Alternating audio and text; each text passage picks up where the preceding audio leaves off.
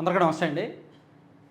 నిన్న సత్యవేడు ఎమ్మెల్యే కోనేటి ఆదిమూలం గారికి సంబంధించి ఒక వీడియో బయటకు వచ్చింది. నేను నిన్నే చెప్పాను, ఆ వీడియో రికార్డులు సృష్టించింది.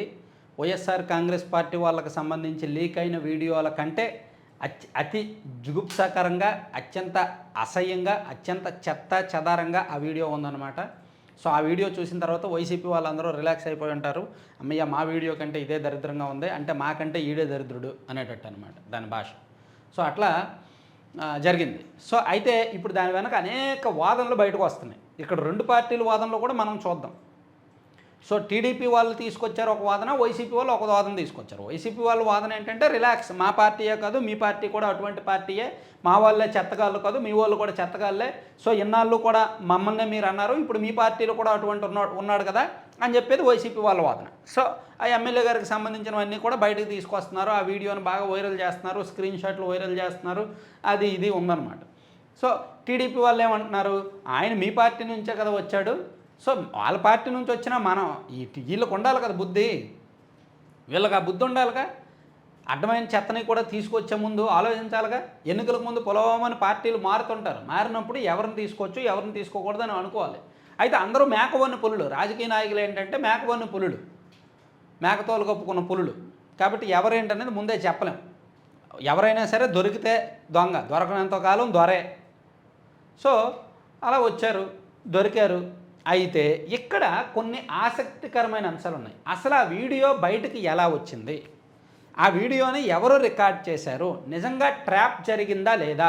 టీడీపీ వాళ్ళేమో ఆయన వైసీపీలోనే ఉన్నప్పుడు జరిగిన వీడియో అని ఆయన అంటాడు, టీడీపీ వాళ్ళు అంటారు.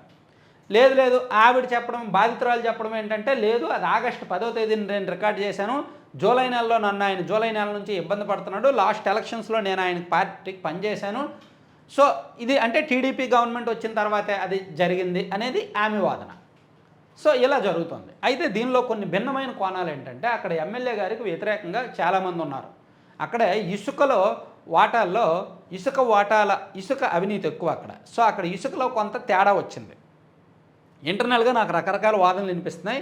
ఏంటనేది నేను చెప్తే ఎవరి కాళ్ళు డిసైడ్ అవ్వండి, అది ఏది నిజమో ఏది అబద్ధమో ఎవరి కాళ్ళు డిసైడ్ అవ్వచ్చు. రకరకాల వాదనలు ఉన్నాయి. ఒకటి ఏంటంటే అక్కడ ఇసుక పంపిణీల్లో నాయకుల మధ్య తేడాలు వచ్చాయి.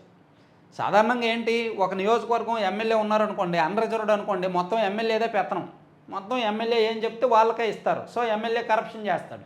కానీ ఇక్కడ రిజర్వ్డ్ నియోజకవర్గాల్లో ఏం జరుగుద్ది, ఎమ్మెల్యేకేమో రిజర్వ్డ్, పెత్తనమే వేరే వాళ్ళకు ఉంటుంది. అందులోకి ఈ నియోజకవర్గంలో ఆయన కొత్తగా వెళ్ళడం వలన అక్కడ టీడీపీ వాళ్ళకి కొంత పెత్తనం కావాలి, ఈయనకు పెత్తనం కావాలి, ఇవన్నీ ఉండడం వల్ల 3 గ్రూపులు ఉన్నాయి. ఇసుక విషయంలో ముగ్గురు గ్రూపులుగా విడిపోయారు. సో అందుకు తేడాలు వచ్చాయి, వీళ్ళ మధ్య విపరీతమైన విభేదాలు వచ్చాయి. దానికి తోడు ఎమ్మెల్యే గారి దగ్గర పనిచేస్తున్న ఒక వ్యక్తి ఉన్నారు, ఎమ్మెల్యే గారి దగ్గరే పనిచేస్తాడు ఒక వ్యక్తి. ఆ వ్యక్తికి ఎమ్మెల్యే గారికి ఈ మధ్య తేడాలు వచ్చాయి. తేడాలు రావడంతో ఆ వ్యక్తికి ఎమ్మెల్యే గారి బలహీనతలన్నీ కూడా తెలుసు. ఈయన ఎక్కడికి వెళ్తాడు, ఏం చేస్తాడు, ఎవరెవరిని ఏం చేస్తాడు మొత్తం తెలుసు. ఈయన గారికి ఇటువంటి వ్యవహారాలు ఇంకా 5వ 10వ ఉన్నాయంట, ఈ ఒక్కటే కాదంట, ఇటువంటి వ్యవహారాలు ఇంకా 5వ 10వ ఉన్నాయంట. సో దాంతో మరి నేను క్లారిటీ చేయట్లేదు, ఎవరో మనకు చెప్పడం, అది ఎంతవరకు నిజమో లోకల్ వాళ్ళకే తెలియాలి, కష్టమో ఏంటో లోకల్ వాళ్ళకి తెలియాలి, ఆ పాపం పుణ్యం ఏంటో. సో ఉన్నాయంట ఒక లోకల్లో 5వ ఇటువంటి వ్యవహారాలే ఉన్నాయంట, ఇంకా కొంతమంది అలాగే ఉన్నారంట బాధితులు.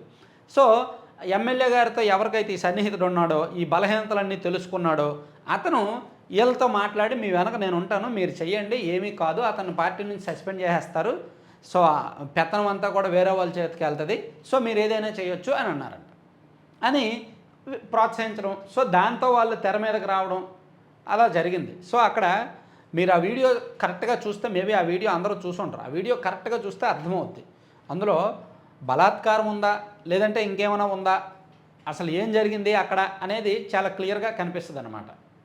సో ఆ వీడియోలో కూడా కొన్ని అనుమానాలు ఉన్నాయి. అక్కడ నాణేనికి 2 వైపులా కూడా చూడాలి. ఏది ఏమైనా సరే ఒక ఎమ్మెల్యే స్థాయిలో ఉన్న వ్యక్తి అటువంటి చెత్త పనులు చేయడం అనేది అంత కరెక్ట్ కాదు. కాబట్టి ఆయన దొరికాడు కాబట్టి ఆయన నిందితుడే. ఇప్పుడు ఆ వీడియో మీద కూడా ప్రత్యేకంగా ఫారెన్సిక్ ఎంక్వైరీ అది ఇది అంటున్నారు. సో ఎంత ఎంక్వైరీలు చేసినా సరే మేబీ ఆమె ఫిర్యాదు చేస్తే, పోలీసులకు ఫిర్యాదు చేస్తే క్రిమినల్ కేసులు కడతారు, అది క్రిమినల్ కేసు పట్టి చట్ట ప్రకారం చర్యలు తీసుకుంటారు.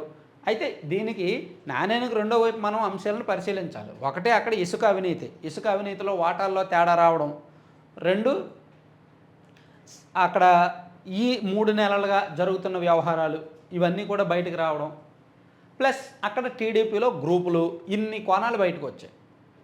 చూసారా, ఇన్ని అంశాలు బయటకు వచ్చాయి. ఇంకా కొన్ని ఉన్నాయి, ఇంకా మనం బయటకు చెప్పుకోలేని కఠినమైన నిజాలు కొన్ని ఉన్నాయి. అవన్నీ మనం బయటకు ఓపెన్గా చెప్పుకోలేము. టైం వచ్చినప్పుడు, సందర్భం వచ్చినప్పుడు చెప్తా. చాలా అసభ్యకరమైన, చాలా చెత్త వ్యవహారాలు ఉన్నాయి ఆ నియోజకవర్గంలో.